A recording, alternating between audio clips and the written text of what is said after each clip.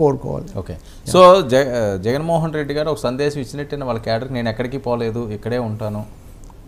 సరే, ఆయన ముందు రోజు నుంచి ఆయన చెప్తున్నాడు. రెండవది ఒక మాట మీరు గుర్తు చేసుకుంటే మళ్ళీ రీవైండ్, ఇంతకంటే కష్టాలతో మనం ప్రారంభమయ్యామని ఆయన మొదలుపెట్టాడు. ఆయన ప్రారంభించిన రోజు వాళ్ళ అమ్మ ఆయన ఇద్దరే కదా.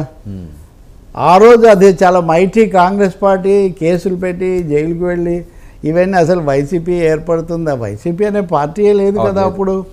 కాబట్టి విత్ ఆల్ క్రిటిసిజం, జగన్ కూడా ఏదో కేక్ వాక్ లాగా వచ్చిన నాయకుడు కాదు, ఎదుర్కొంటూనే వచ్చినటువంటి నాయకుడు. ఆయన కేసులను నమ్మేవాళ్ళు ఉండొచ్చు, నమ్మని వాళ్ళు ఉండొచ్చు. కోర్టులు కదా చెప్పాలి. నిన్నటి నుంచి అదృష్టవశాత్తు ఆ కేసు విచారణ కూడా మళ్ళీ మొదలవుతుంది. ఈరోజు కూడా ఉంది. ఇదివరకు ముఖ్యమంత్రిగా ఇచ్చిన మినహాయింపు ఇప్పుడు ఉండదు, సహజంగా ఉండదు కదా. వేరే విధంగా ఏమైనా తెచ్చుకోవచ్చేమో. కానీ ఈరోజు కోర్టుకి వెళ్ళాలి కదండి, శుక్రవారం నాడు వెళ్ళాలి. జయలలిత వెళ్ళేవాళ్ళు, లేకపోతే ఇంకా ఇతరులు, ఈయన కూడా వెళ్ళేవాళ్ళు కదా. అది వరకు నాంపల్లి కోర్టుకు ఆయన వెళ్ళటము, మనం మీడియాలో ప్రచురించడం అదంతా జరుగుతూ ఉండేది కదా. దానివల్ల ఏమి ఇప్పుడు న్యాయస్థానానికి వెళ్ళి ఎవరన్నా న్యాయదేవత ముందు నిలబడితే దానివల్ల ఏమీ తక్కువ అని అనుకోవాల్సిన అవసరం కూడా లేదు వాస్తవానికి, ఎవరైనా కానీ. కాబట్టి కొత్త షేప్ వస్తుంది. ఇప్పుడు ముఖ్యమంత్రిగా ఉన్నప్పుడు మినహాయింపు ఇచ్చారు సహజంగా, రాజ్యాంగం ఇవన్నీ ఉన్నాయి కాబట్టి. ఇప్పుడు ఆ విధులు ఏం లేవు కదా. ప్రతిపక్ష నాయకుడు కూడా కాదు, సో మామూలు ఎమ్మెల్యే కాదు. ఈరోజు ఏదో ప్రమాణ స్వీకారం కాబట్టి అక్కడికి వెళ్ళి ఉండొచ్చు. కానీ బహుశా కోర్టు తీసుకునే వైఖరి మీద ఆధారపడి ఉంటుంది. అయితే వెంటనే అరెస్ట్ చేసేస్తారు, వెంటనే జైలు వేస్తారు, అది జరగకపోవచ్చు. విచారణ క్రమంలో అలాగే సిబిఐ చేసే వాదనలు వీటిని బట్టి ఆ పరిస్థితి రావచ్చు. కానీ ఇప్పటికే ఉండి జైల్లో ఉండి బెయిల్ రద్దు చేయడం అనేది అవసరం అవుతుందా సార్? ఓకే, ఈ టాపిక్ వచ్చింది కాబట్టి ఆయన బెయిల్ మీదే కదా ఉన్నారు, ఇప్పటికీ బెయిల్ మీద ఉన్నారు. బెయిల్కు ఆయనకు బెయిల్ ఇచ్చినప్పుడు ఆయన ఏమీ ముఖ్యమంత్రి కాదు కదా. కాదు ఇప్పుడు, అందుకనే బెయిల్ రద్దు చేయాలి తప్పకుండా, ఆయన ప్రభావితం చేస్తున్నారు అని సిబిఐ కనుక అక్కడ నిరూపిస్తే, దానికి కనుక కోర్టు సంతృప్తి చెందితే అప్పుడు కూడా సిబిఐ కోర్టు, హైకోర్టు, సుప్రీంకోర్టు ఇవన్నీ అయిన తర్వాత అది రద్దు సమస్య వస్తుంది. అంతేగాని ఊరికినే ఆటోమేటిక్గా ఏదో ముఖ్యమంత్రి పదవి అయిపోయింది కాబట్టి బెయిల్ ఇచ్చిన ముఖ్యమంత్రిగా కాదు. బెయిల్ ఇచ్చాక 5 ఏళ్ళు ఆయన ప్రతిపక్ష నాయకుడిగా ఉన్నాడు. అలాగే ఒకవేళ ఏదైనా కావాలని టార్గెట్ చేస్తే అవకాశం కూడా త్వరితగతిన అయ్యే ఛాన్సులు ఎవరు టార్గెట్ చేస్తారనేది కూడా ఒక పెద్ద క్వశ్చన్. టార్గెట్ చేసినా న్యాయ వ్యవస్థ ద్వారా జరగాల్సిందే కానీ ఎగ్జిక్యూటివ్ ఆర్డర్ ద్వారా జరిగే విషయం కాదు కదా. అది జ్యుడిషియరీ ద్వారానే కదా జరగాలి.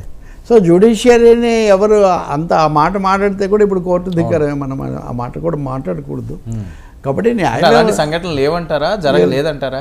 ఇందుకు ఈరోజు కేజ్రీవాల్ బెయిల్ రద్దు చేశారు, అదే అంటున్నాను, ఉత్తర్వును. కానీ కేజ్రీవాల్ పవర్లో ఉన్న ముఖ్యమంత్రి, కేసు విచారణ జరుగుతుంది, అది ప్రాథమిక దశలో ఉంది. కవితకు కూడా బెయిల్ రాలేదు. ఈ దశలు అయిపోయాయి కదా జగన్ కేసుల్లో. ఈ దశలు అయిపోయి ఛార్జ్షీట్లు వేసి కేసుల విచారణ జరుగుతుంది. కాకపోతే డిస్పోజల్ పిటిషన్స్ మమ్మల్ని తొలగించని అని పెట్టినవి, అవి ఇంకా విచారణ తేలాలి. మరి వాటి ప్రాసెస్లో కోర్టు అలా అభిప్రాయపడింది అనుకోండి, అప్పుడు చేయొచ్చు. ఆటోమేటిక్ కాదు, నేను చెప్పదలుచుకుంది ఆటోమేటిక్గా రద్దు అయిపోతుందని ఏం లేదు.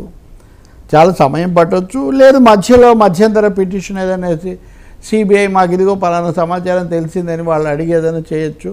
అప్పుడు కూడా జ్యుడిషియల్ ప్రాసెస్ ఉంటుంది. There is a process. Okay, yeah sir. మరొక వైపు మాజీ మంత్రి కొడాలి నానిపై గత కొన్ని రోజులుగా వినిపిస్తున్న అంశం, నిన్న కూడా ఆయన మళ్ళీ తనదైన స్టైల్లోనే మాట్లాడారు. మనం అనుకున్నాం కూడా వెధవలు ఇది అది మనం మాట్లాడలేము, అది డైరెక్ట్గా మాట్లాడే పరిస్థితి కూడా కాదు. మనమైతే అలా మాట్లాడడం చాలా కష్టం, కానీ ఆయన చాలా ఈజీగా సింపుల్గా మాట్లాడేస్తుంటారు ఇలాంటి పదాలన్నీ కూడా. మళ్ళీ ఆయన మాట్లాడారు. ఈసారి ఏంటంటే ఇక్కడ ట్విస్ట్, వాలంటీర్లు ఫిర్యాదు చేశారు, తమని వేధించి బలవంతంగా రాజీనామా చేయించారు అని. హోంమంత్రి కాకముందు నా ఫస్ట్ టార్గెట్ కొడాలి నాని అని చెప్పి ఆవిడ బహిరంగంగానే మాట్లాడిన నేపథ్యం, ఏం జరిగే ఛాన్స్ ఉంటుంది? జరగవచ్చు. మరి ఆయన సమాధానం ఏంటి? ఆయన ఈ లోపలే కోర్టుకు వెళ్తాడు. ఒకటే వాలంటీర్లు అనేవాళ్ళు సెంట్రల్ పాయింట్గా ఉన్నారు గత ఎన్నికల ప్రచారంలో. అవును, ముందు నుంచి కూడా పవన్ కళ్యాణ్ విమర్శలు, తర్వాత చంద్రబాబు కామెంట్స్, మళ్ళీ డబల్ జీతం ఇస్తామంటాం, వీళ్ళు వాళ్ళతో రాజీనామాలు చేయటం, ఇదంతా కూడా ఇక్కడ కూడా నేను ఇందాక చెప్పింది మీకు వర్తిస్తుంది. పాయింట్ ఏంటంటే వాలంటీర్లు ప్రభుత్వంలో అధికారులు ఉద్యోగులు కాకపోయినా ప్రభుత్వానికి అనుబంధం అనుకున్నప్పుడు ప్రభుత్వం ఎవరుంటే వాళ్ళతో ఉంటారు, కానీ వాలంటీర్లు ఏమి శాశ్వత జగన్సేన కాదు కదా. ఈ సమస్య ఎన్నికల ప్రచారం చివరి దశలోనే వచ్చింది. వాళ్ళందరూ ఓట్లు వేయిస్తారని అంటున్నప్పుడు